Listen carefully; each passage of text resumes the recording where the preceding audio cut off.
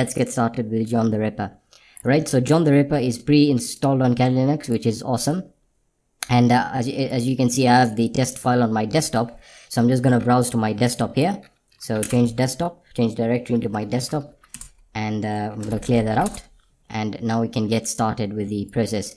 So the first thing we need to do is we need to get the password hashes, and that can be done by using a tool called zip2john. It is part of the John the Ripper package.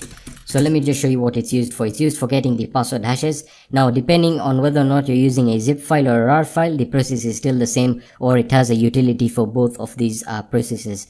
So if you're using a zip file, or you want to get the password from a zip file, the first thing we need to do is we need to use zip2john. All right, so zip2john, sorry about that, zip2john. And then after that we specify the file, and then if we hit enter, it's going to give us the password hash, or we can output the file into a txt document, which is the preferred way of doing so. Once you go into becoming a penetration tester, it's very important that you save all of the results that you're getting and everything that was involved in the process.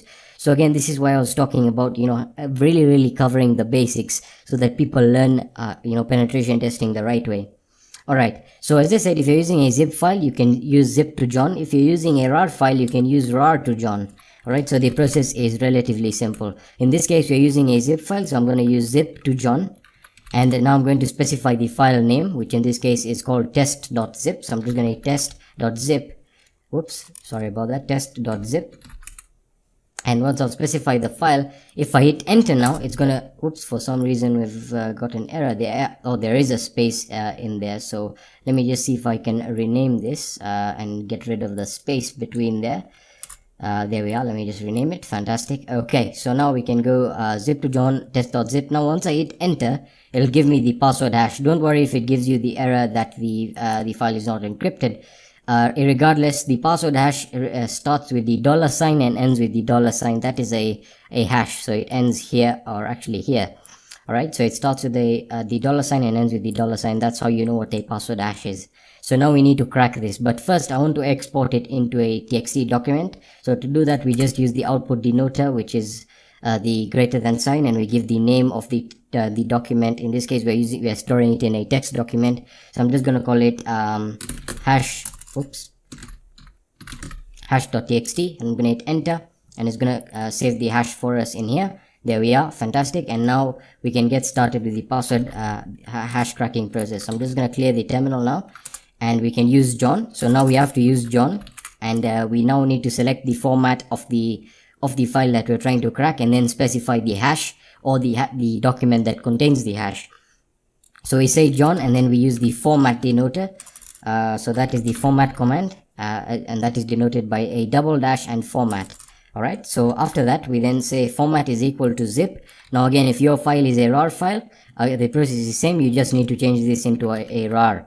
Alright, so in this case mine is just zip, and then now you have to specify the hash. So if you have copied the hash, you can just paste it in here directly.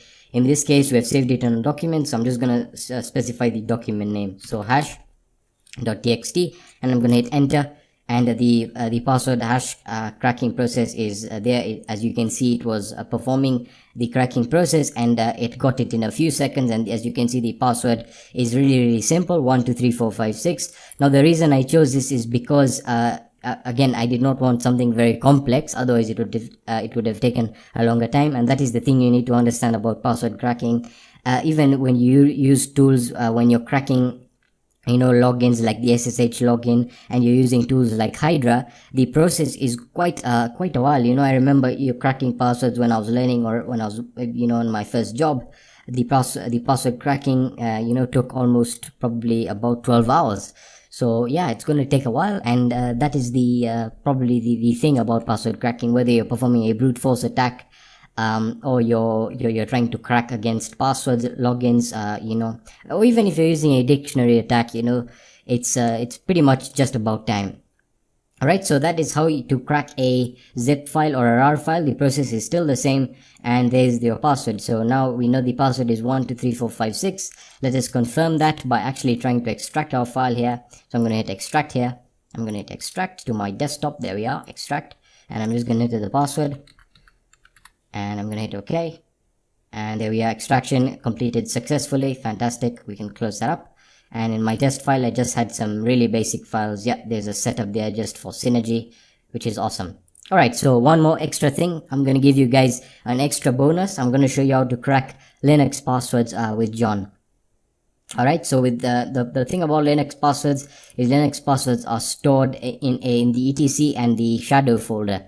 Alright, so I'm pretty much, most of you are familiar with that. Those of you who are advanced users should be familiar with the file structure or the Linux file directories and where the passwords are stored. But the thing about them is the file is encrypted, so you need to crack it. So by default, what I'm going to do is I'm just going to create a user. So user add, and I'm just going to say the username should be, let's just call it user2. All right, I'm going to hit enter and it's going to add the user. Now I'm going to change the password of user2. So I'm essentially, what I'm doing right now is I'm just creating a user and a password, and I'm going to show you how to crack it. Obviously the Linux usernames and passwords, so you can actually crack the passwords that belong to all the accounts on the Linux operating system. So I'm going to give it a password. So it's going to ask me to enter a new Unix password. So again, I'm just going to enter a really simple password: 1 2 3 4 5 6 7. Let's make it a bit complex. So 1 2 3 4 5 6 7, and I'm going to hit enter, and there we are, password updated successfully. So to crack the shadows file, the shadows file exists in the etc, and as you can see, if you specify the shadow file like this, the etc shadows file, you will essentially, that is where all the passwords are stored. So we can use John and we can say etc shadow. If I just open that up, there we are, shadow. There's the shadow file. Again, by the way, it is a file, so we just hit shadow, and once we hit enter, it's going to start cracking the password hash, and it's going to give us the results, as you can see here, 1 2 3 4 5 6 7. So that was really quick. Now let me explain the results that we've got here, because it may feel a bit confusing. So as you can see, it detected that the hash type was a SHA-512 or 512. So that is an encryption protocol or an encryption algorithm. Sorry about that. Very powerful. And again, it was able to crack it really quickly. Now by default, it's telling me something here that it loaded 3 password hashes with 3 different salts. So what this means is, yes, I have performed this cracking before, and it found the password hashes and they were cracked. So what it's saying is I had 3 accounts that were cracked before, and they've already cracked the hashes. So it's not going to crack the password hashes for those accounts. It only cracks the ones that that have not been cracked yet. In this case, which was user2, and it got the password there, which was awesome. So that is essentially how to crack Linux passwords. It's really very simple. As I said, people just, really they just make things a bit too complex for themselves. And the process, if you understand the process, then performing the techniques, to exploit a system or to, in this case, crack a passwords are really very simple. It's just about time, patience, and prudence. All right. So I'm just going to clear this up. And what we're going to do now is I'm just going to delete the user that I created. User delete, I'll do that later. Anyway, thank you so much for watching this video, guys. I hope you found value in this video. Please leave a like down below. If you have any questions at all, just leave them in the comments section or on my social networks, or you can hit me up on Kick. Thank you so much for watching, guys, and have a fantastic day. Peace.